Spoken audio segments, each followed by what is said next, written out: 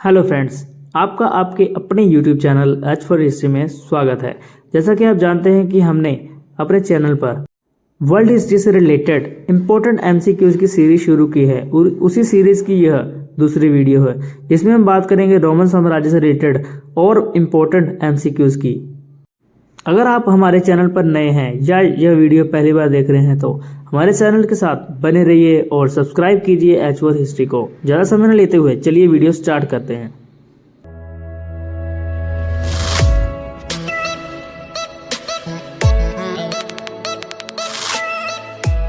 Punic युद्ध किन किन के बीच लड़े गए थे?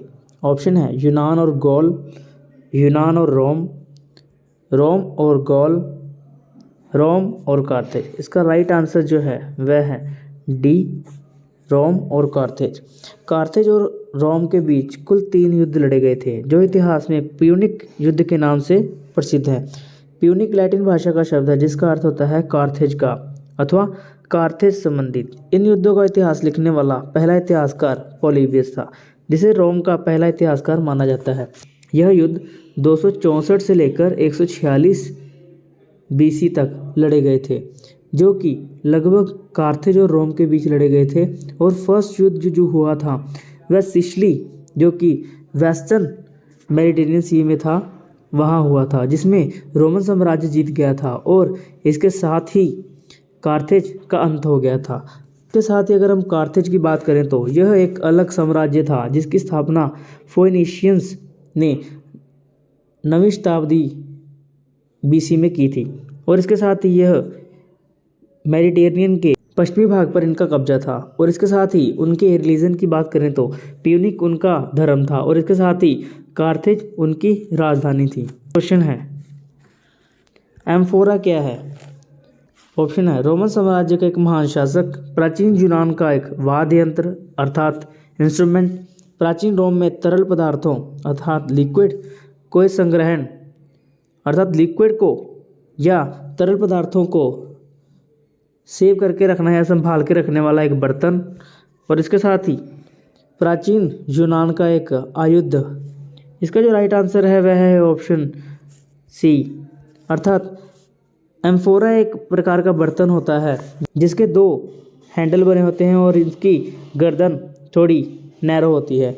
इसको एम्फोरा कहा जाता है और यह मुख्य रूप से तरल पदार्थों अर्थात लिक्विड को संभालने के लिए यूज़ किया जाता है जैसे कि रोम की शराब, ऑलिव ऑयल एटसेट्रा।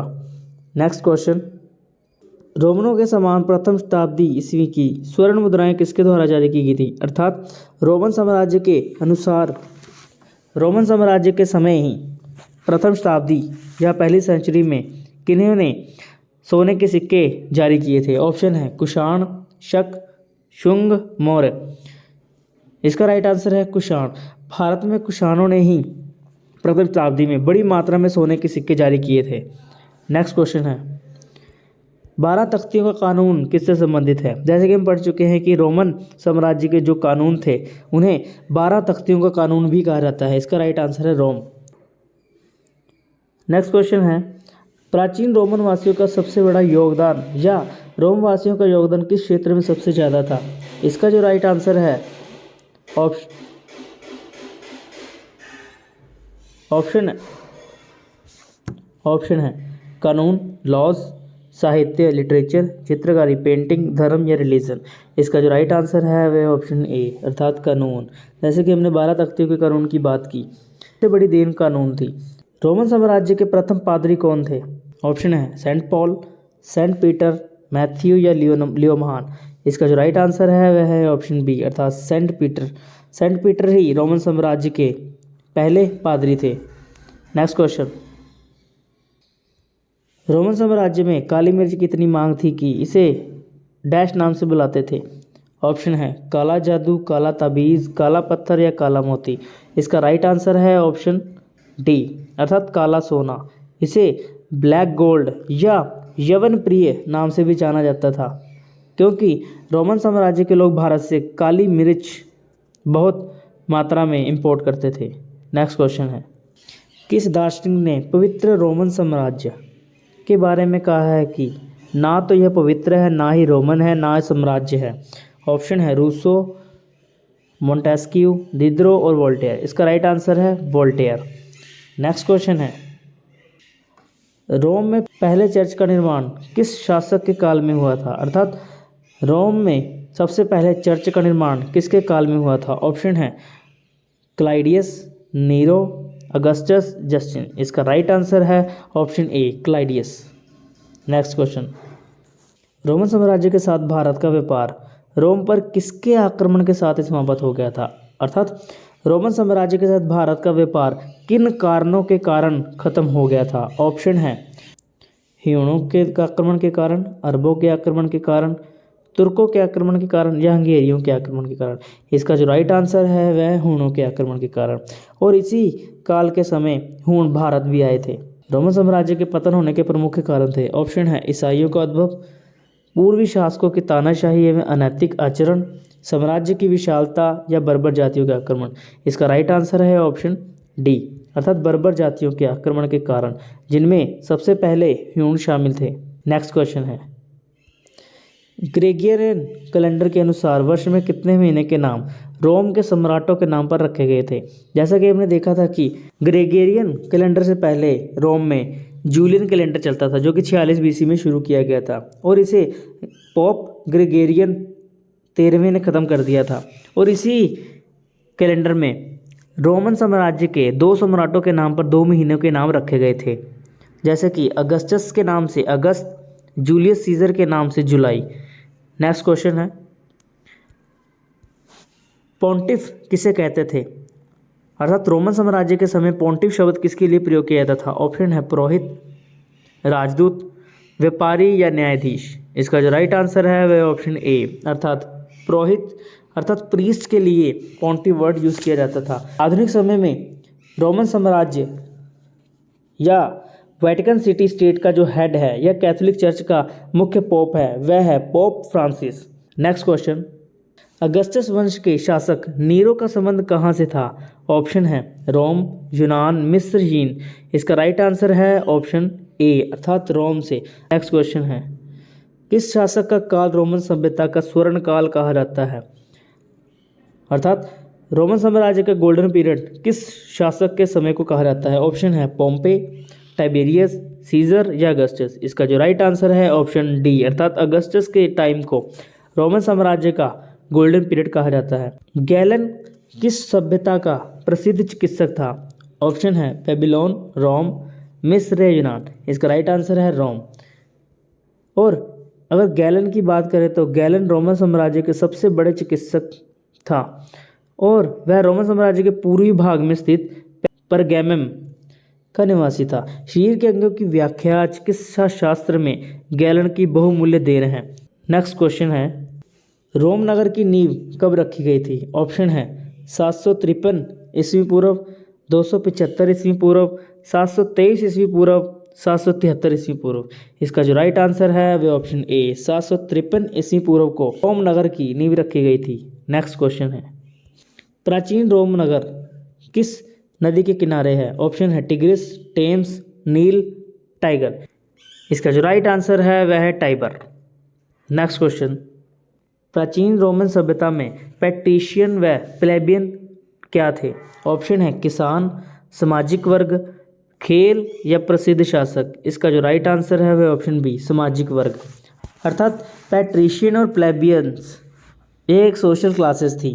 पैट्रिशियन जो थे वह अपर कास्ट थी, जिसमें वेल्दी लोग और लैंड ओनर आते थे, और इसके साथ ही प्लेबियंस है वह एक लोअर क्लास थी जो कि जिसमें आम जनता आती थी। नेक्स्ट क्वेश्चन है, अपने चरमोत्कर्ष अर्थात पीक के समय, अपने चरम सीमा के समय रोमन साम्राज्य कितने महाद्वीपों के कॉन्टिनेंट्स में फैला हुआ था? ऑप्शन है 1, 2, 3 या 4। इसका राइट आंसर है ऑप्शन सी, अर्थात 3। अपनी चरम सीमा या अपनी पीक के समय रोमन साम्राज्य 3 महाद्वीपों में फैला हुआ था, जिसमें उत्तरी अफ्रीका का बहुत बड़ा हिस्सा शामिल था और पश्चिमी एशिया और यूरोप शामिल था। लैटिन भाषा के प्रिंसेप्स शब्द का अर्थ क्या है? ऑप्शन है राजा, प्रमुख नागरिक, साम्राज्य या राजधानी। इसका जो राइट आंसर है वह ऑप्शन बी, अर्थात प्रमुख नागरिक के लिए प्रिंसेप्स वर्ड यूज किया जाता था। रोमन साम्राज्य के राजनीतिक इतिहास के 3 प्रमुख खिलाड़ियों में किस एक को शामिल नहीं किया जाता था? ऑप्शन है अभिजात वर्ग, पुरोहित, सम्राट या सेना। इसका जो राइट आंसर है वह ऑप्शन बी पुरोहित। पुरोहित को राजनीतिक इतिहास के 3 प्रमुख खिलाड़ियों 3 इंपॉर्टेंट प्लेयर्स में शामिल नहीं किया जाता है। नेक्स्ट क्वेश्चन है, सिंधु घाटी सभ्यता और रोमन सभ्यता में प्रमुख समानता, अर्थात Indus valley civilization Roman civilization में सिमिलैरिटीज क्या थी? ऑप्शन है मातृ देवी, मन का निर्माण, सफाई या सार्वजनिक स्नानागार। सबसे इम्पोर्टेंट जो कह सकते हैं कि सिमिलैरिटी थी वह थी सार्वजनिक स्नानागार, अर्थात पब्लिक बाथ। नेक्स्ट क्वेश्चन है, विंदोनिसा नामक स्थान से एक रोमन छावनी, रंगशाला या सैन्य कवायद या सैनिकों के मनोरंजन के लिए एक छावनी या एक स्थान मिला है। यह वर्तमान में कहाँ स्थित है? ऑप्शन है स्पेन, स्विट्जरलैंड, फ्रांस या इटली। इसका जो राइट आंसर है वह ऑप्शन बी, स्विट्जरलैंड में ही यह एक जो रंगशाला मिली है। इसी पर सिटी ऑफ ब्रग ने एक रोमन म्यूजियम स्टैब्लिश किया है जिसमें यहाँ से प्राप्त चीज़ों को रखा गया है। नेक्स्ट क्वेश्चन है, रोमन साम्राज्य में प्रचलित शब्दों और उनके अर्थ के बारे में निम्नलिखित कथनों पर विचार कीजिए। ड्रेसल, जो कि मुख्य रूप से स्पेन में उत्पादित जैतून अर्थात ओलिव ऑयल को ले जाने के लिए कंटेनर होता था, और इसके साथ ही क्रेस्टेला जो था स्पेन में पहाड़ियों की चोटी पर बसे हुए गांवों को कहा जाता था। फ्रैंकनेंस जो एक की सुगंधित कह सकते हैं परफ्यूम था, और इसके साथ ही सोल्डिस कंस्टेंटाइन द्वारा प्रचलित 4.5 ग्राम के शुद्ध सोने के सिक्के थे, जिसके बारे में हम पहले भी पढ़ चुके हैं। और इसके साथ ही एक वर्ड डेनारियस शब्द भी हमको देखने को मिलता है जो कि रोमन सिल्वर सिक्के थे। यह लगभग 4.5 ग्राम के ही प्योर सिल्वर के सिक्के थे। क्वेश्चन है, रोमन सम्राट डायोक्लिशियन के सुधारों के बारे में निम्नलिखित कथनों पर विचार कीजिए। उसने आर्थिक और सामाजिक दृष्टि से महत्वहीन प्रदेशों को छोड़कर साम्राज्य छोटा कर लिया था। सेकंड है, साम्राज्य की सीमाओं पर किलों का निर्माण करवाया था। थर्ड है, प्रांतों का पुनर्गठन किया था। फोर्थ है, असैनिक कार्यों को सैनिक कार्यों से अलग कर दिया था। इसका जो राइट आंसर है वह है ऑप्शन सी, अर्थात चारों कार्य रोमन सम्राट डायोक्लिशियन ने किए थे। अगर हम डायोक्लिशियन की बात करें तो उसका निकनेम लूवियस था, जिसने 284 से लेकर 305 एडी तक शासन किया था। उसने एक सोल्जर से अपनी यात्रा शुरू की थी और बहुत ऊंचे पद तक पहुंचा था। उसने रोमन मिलिट्री और फाइनेंशियल सिस्टम को भी सुधारा था, और इसके साथ ही उसने सबसे बड़ी देन थी टेट्रार्की की, जिसकी स्थापना उसने 293 में की थी। और इसका मुख्य कार्य जो था वह था एशियन रोमन एम्पायर को डिवाइड करना, जिसमें सीनियर एम्परर थे जिन्हें अगस्टी कहा जाता था, और इसके साथ ही 2 जूनियर होते थे जिन्हें सेजरस कहा जाता था। आज के लिए बस इतना ही। नेक्स्ट वीडियो में हम बात करेंगे नेक्स्ट सिविलाइजेशन की। तब तक के लिए हमारे साथ बने रहिए H4 हिस्ट्री में। वीडियो देखने के लिए धन्यवाद।